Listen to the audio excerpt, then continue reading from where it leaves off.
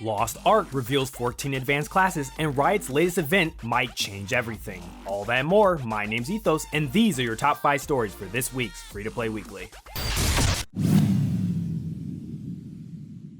Coming in at number 5, this week the Epic Games Store is offering players 2 freebie game options that are a little bit different from the norm. The first is a crossover between 2 IPs, the puzzle strategy game Bridge Constructor and The Walking Dead. It's appropriately titled Bridge Constructor: The Walking Dead. In this game, players fight walkers and dangerous human factions while building bridges to make their way through the landscape to safety. You can team up with Walking Dead characters, create safe passages for them in their vehicles, and use objects, explosives, traps, and more to keep enemies at bay. The second is an RPG strategy game set in Victorian England. Join the English citizens as they pilot steampunk mechs in an effort to defend their country from invading forces. Titled Ironclass, this game features a turn-based strategy combat as well as roguelike campaign mode via permadeath.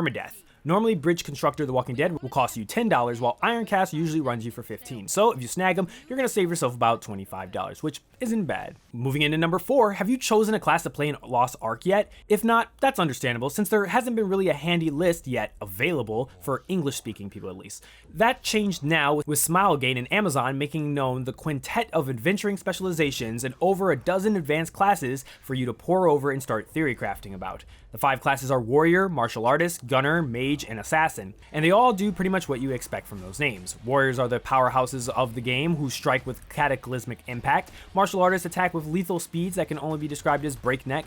Gunners use all kinds of ranged weapons from bows to massive high-tech guns. Mages can both devastate enemies and heal allies with their magical attacks, and Assassins channel dark powers to fuel their attacks. Each of these classes will come with multiple advanced classes to choose from: Berserker, Paladin, and Gunlancer for Warrior, War Dancer, Scrapper, and Soulfist for Martial Artist, Gunslinger, Artillerist, Deadeye, and Sharpshooter for Gunner, Bard and Summoner for Mage, and Shadow Hunter and Deathblade for Assassin. Each advanced class comes with a wealth of information on their dedicated pages, so you'll be able to properly select the character of your dream. Also this week came an accompanying video for the Warrior and its advanced classes. Some advanced classes offer unique mechanics, and Amazon plans on using future posts to further explore those abilities and each class's strengths and weaknesses. More classes will be added to the Western version of Lost Ark in time as the game catches up with its versions in other regions. And moving into story number 3, if you've been waiting to get your hands on the Jedi Guardian combat style on Star Wars: The Old Republic's PTS, it is now available, but there is stuff that BioWare would like you to know before hopping in there, swinging your lightsaber around and using your force powers, mostly what they intend to achieve with this little bit of testing. Currently, BioWare is focused on what they need to do in order to ensure players can learn how to play Jedi Guardian without too much difficulty. This means they need to understand how players use the class's abilities and providing them with information needed to do so in the best possible way. One of these things they're working on is ensuring the system allows players not to become too overwhelmed and to be able to use customization without too much of a fuss. This means reducing the amount of abilities while making sure they're unique to each character. Because of this, players won't be able to get down to the nitty-gritty of the Jedi Guardian. Everything they have access to is pretty much going to be surface level with limits on what can be played and customized. But don't worry, the rest will be available at a later time. Those interested in helping out test the Jedi Guardian in the current PTS will need to either hit up the Star Wars: The Old Republic forums or the game's Steam page for instructions on how to do so.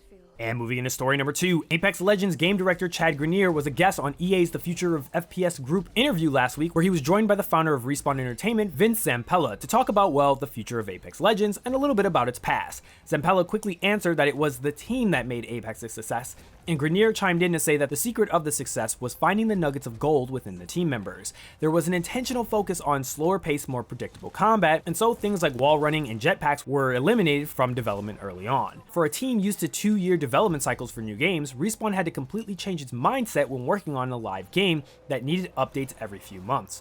Grenier said that it took a year and a half or so to add a new character or map to the game, with only 6 months needed for a map update. Looking ahead, Zampella says that the universe is something we're building on and have big plans in the future, which is why Respawn bought on a community member who had been tracking all the lore, as well as selecting artists from the community to help promote the game via static art as well as promotional video for Pathfinder. Grenier also stated that the team is looking to expand beyond Battle Royale, as evident with the arena modes introduced in the last season, Season 9. Season 10 will add ranked arenas, and more about the season will be revealed at the EA Play Live on July the 22nd, including information about the game's next legend.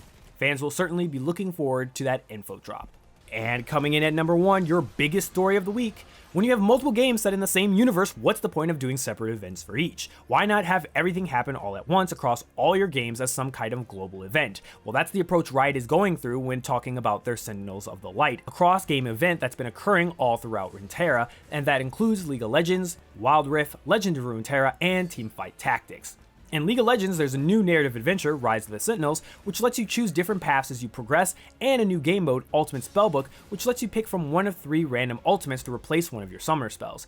Its mobile cousin, Wild Rift, sees you battling the Black Mist with Lucian and Senna, earning rewards and unlocking a new narrative experience throughout the month. Legends of Runeterra is getting in on the action by offering new Radiant gear from taking on the remnants of the Reckoning, and Teamfight Tactics players can choose to align with the Rune King or the Sentinels and the new Dawn of Heroes update. That part of the event starts on July the 14th, and every other game has already started these events and will be running until August the 10th. Even Valorant players can join in on the fun with getting some skins based on the event, the first of which, Rune Nation, is now available. Finally, Riot is encouraging fans to bring light to our world by completing in-game tasks to help contribute to a charity drive pool, which maxes out at a $4 million donation.